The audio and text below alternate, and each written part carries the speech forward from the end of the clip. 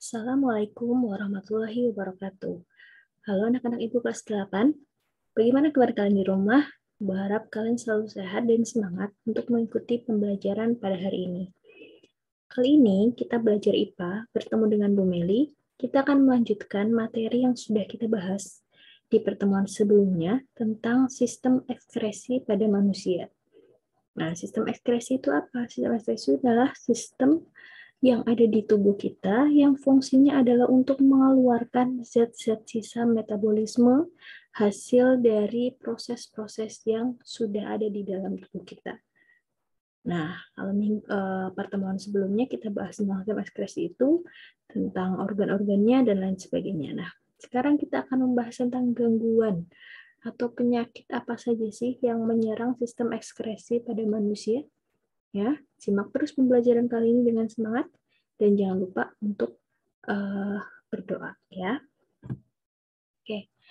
Hari ini untuk kompetensi dasar dan tujuan pembelajarannya kita ada di kompetensi dasar 3.10 menganalisis sistem ekskresi pada manusia dan memahami gangguan pada sistem ekskresi serta upaya menjaga kesehatan sistem ekskresi.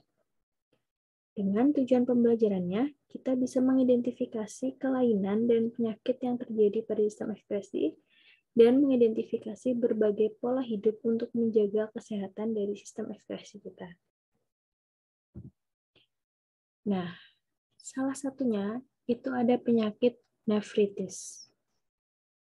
Nefritis adalah peradangan pada nefron ya, yang disebabkan oleh infeksi dari bakteri Streptococcus.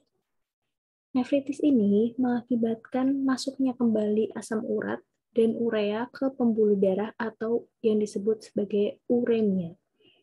Ya. Terus nefritis juga itu terjadi karena adanya penimbunan air di kaki kita karena adanya reabsorpsi ya dari air yang terganggu atau edema.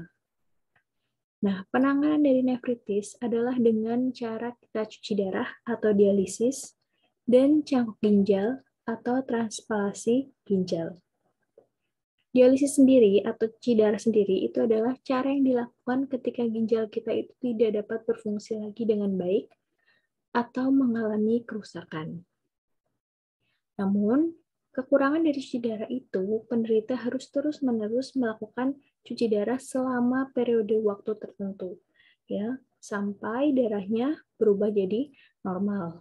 Nah, sehingga cara yang lain yang lebih efektif, kemudian yang lebih efisien adalah mengobati kerusakan ginjal dengan transplantasi ginjal.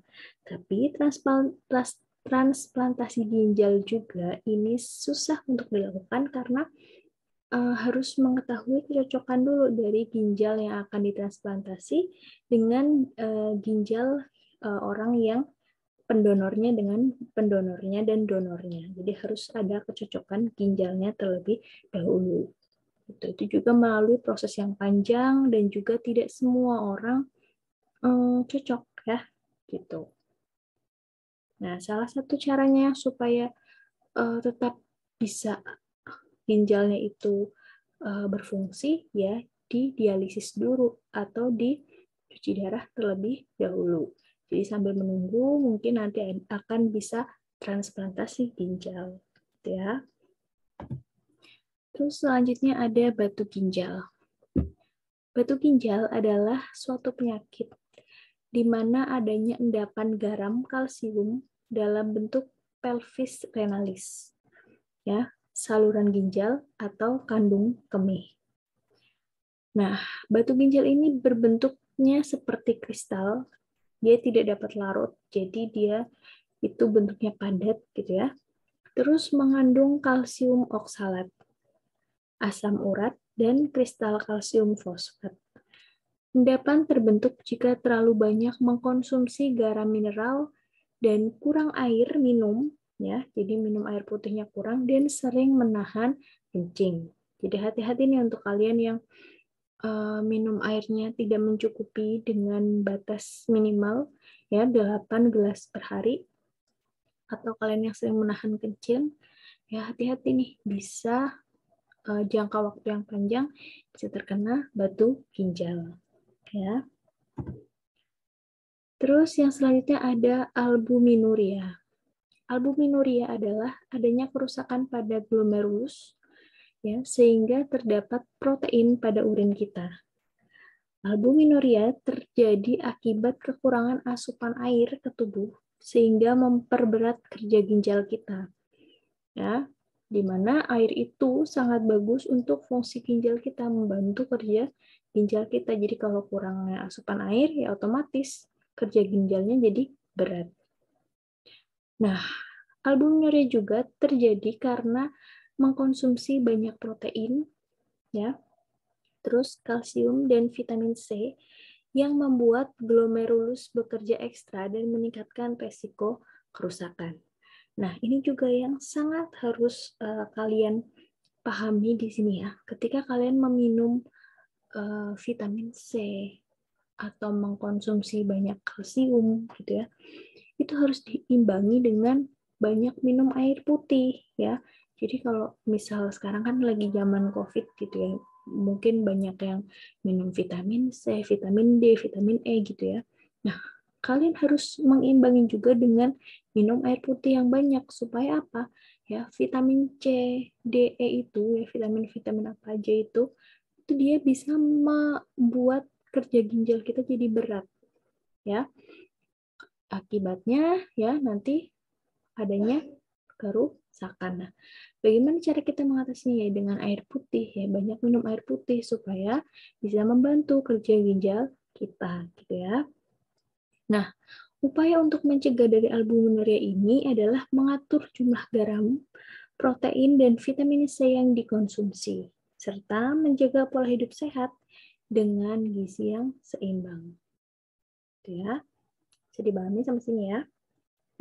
Oke, lanjut yang ketiga ada hematuria. Hematuria adalah penyakit yang ditandai dengan adanya sel-sel darah merah pada urin kita. Jadi, kita mengeluarkan urin sekaligus ada sel-sel darah merahnya. Disebabkan karena adanya sakit pada saluran kemih akibat gesekan dengan batu ginjal dan infeksi bakteri pada saluran kemih. Ya. Nah, penanganannya yaitu memberikan antibiotik untuk membersihkan bakteri pada saluran kemih kita. Upaya pencegahan dari hematuria yaitu segera membuang air kecil ketika sudah ingin, jadi nggak boleh ditahan-tahan, ya. Terus membersihkan tempat keluarnya urin dari depan ke belakang untuk menghindari masuknya bakteri dari dubur dan minum cukup air. Jadi kalau kalian membersihkan tempat keluar urin itu ya, setelah kalian mengeluarkan urin itu kalian membersihkannya itu dari depan ke belakang, jangan dari belakang ke depan ya, karena di belakang itu kan ada dubur. Di dubur itu banyak bakteri yang kita tidak tahu, jadi kalau kita bawa dari belakang ke depan itu bisa terutama untuk yang perempuan ya, bisa membuat itu saluran kita mengeluarkan urinnya jadi terkena bakteri. Itu juga kalau yang laki-laki harus hati-hati ya, setelah mengeluarkan urin ya harus dilap, harus dibersihkan ya supaya tidak ada bakteri yang tinggal di situ. Gitu ya. Terus kita juga harus minum cukup air. Itu cara untuk menghindari hematuria ya. Terus tadi juga tidak boleh menahan dan kencing. Kalau misalkan sudah ingin buang air kecil, ya buanglah ya di tempat yang seharusnya. Yang selanjutnya ada diabetes insipidus. Diabetes insipidus disebabkan karena kekurangan hormon antidiuretik atau ADH yang menyebabkan tubuh itu tidak dapat menyerap air sehingga penderita itu sering buang air kecil secara terus-menerus. Jadi dia sering buang air kecil sering gitu ya, terus-menerus dengan jeda waktu tertentu. Nah, penanganannya dari diabetes insipidus ini adalah dengan memberikan suntikan hormon ADH, ya, hormon antidiuretik, sehingga dapat mempertahankan pengeluaran urin secara normal. Gitu ya. Mungkin kalau kondisinya di tempat yang dingin atau di tempat ber-AC gitu yang dingin, pokoknya itu mungkin masih bisa di normalisasi gitu ya, tempat yang dingin terus minumnya banyak, jadi sering buang air kecil. Tapi kalau misalkan tempatnya suhunya normal, terus minumnya juga nggak terlalu sering, tapi buang air kecilnya sering, nah itu juga harus diperhatikan ya, siapa tahu kalian terkena diabetes insipidus. Ya, cara penanganannya yaitu dengan memberikan suntikan hormon ADH atau antidiuretik, gitu ya. Yang selanjutnya ada kanker ginjal. Nah, kanker ginjal ini adalah suatu penyakit di mana adanya pertumbuhan sel-sel yang tidak terkontrol atau sel kanker pada tubulus ginjal. Ya, kalau misalkan kanker berarti kan ada sel-sel kanker yang tumbuh ya pada organ tertentu. Nah, kalau kanker ginjal berarti pada ginjal, tubulus ginjal letaknya. Nah, kanker ginjal itu menyebabkan adanya darah pada urin. Salah satu contohnya atau salah satu cirinya. Terus kerusakan ginjal jelas. Terus mempengaruhi kerja organ lainnya, dan jika menyebar itu bisa menyebabkan kematian yang menyebar ke organ lain gitu ya. Nah, upaya pencegahannya itu menghindari bahan-bahan kimia yang memicu kanker ya.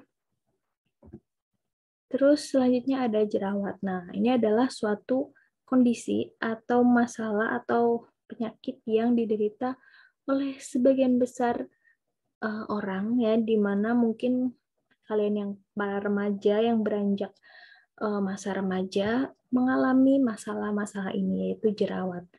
Jerawat adalah kondisi kulit yang ditandai dengan peradangan dan penyumbatan kelenjar minyak.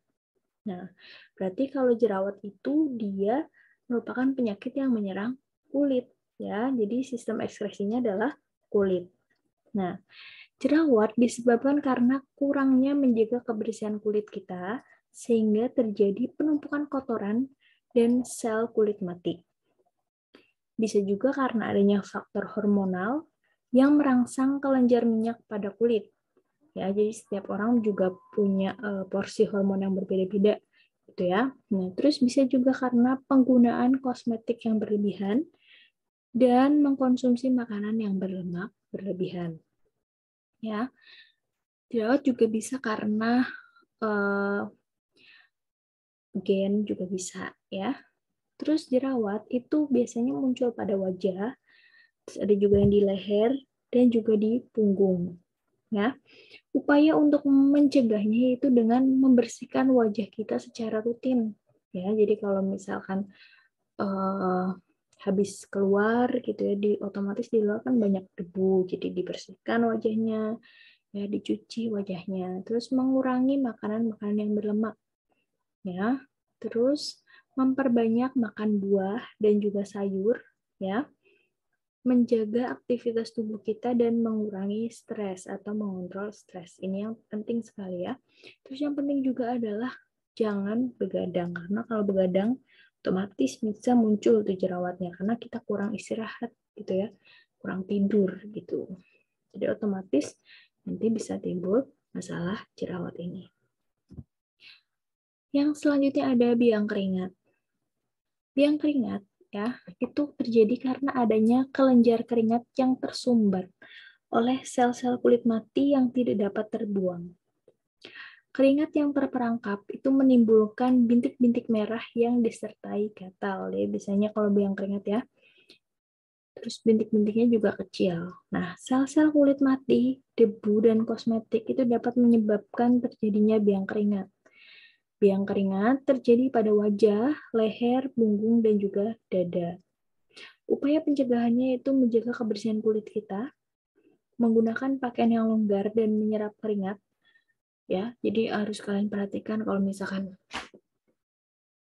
pakaian kalian udah mulai basah gitu ya, diganti atau dilap dulu pakai handuk ya, diganti dengan yang kering. Terus apabila kulit kita berkeringat ya, segera keringkan dengan handuk itu tadi atau tisu. Ya, penanganan dari biang keringat yaitu memberikan bedak atau salep yang dapat mengobati gatal-gatal. Nah, ini gangguan pada sistem ekskresi lainnya. Di ginjal ada radang ginjal, terus ada gagal ginjal. Di hati ada hepatitis dan penyakit kuning. Ya, di kulit ada biduran, ya, ringworm, terus proroasis, dan juga ada kanker kulit. Di paru-paru ada asma, ada tuberkulosis, dan pneumonia. Nah, ini paru-paru udah kita bahas ya di pertemuan yang sebelumnya, di minggu kemarin. Nah, itu dia materi yang kita bahas pada pertemuan hari ini tentang gangguan dan upaya menjaga kesehatan sistem ekspresi kita. Nah, karena kita sudah selesai di materi sistem ekspresi, jadi kita ulangan harian. Link ulangan hariannya ini bisa kalian klik, terus kalian kerjakan link Google Form-nya. Ya. Demikian materi yang dapat Ibu sampaikan untuk pertemuan hari ini. Ya. Ibu akhiri, wabillahi taufiq wal hidayah. Wassalamualaikum warahmatullahi wabarakatuh. Stay safe dan tetap menjaga jarak, menjaga prokes dengan 5M.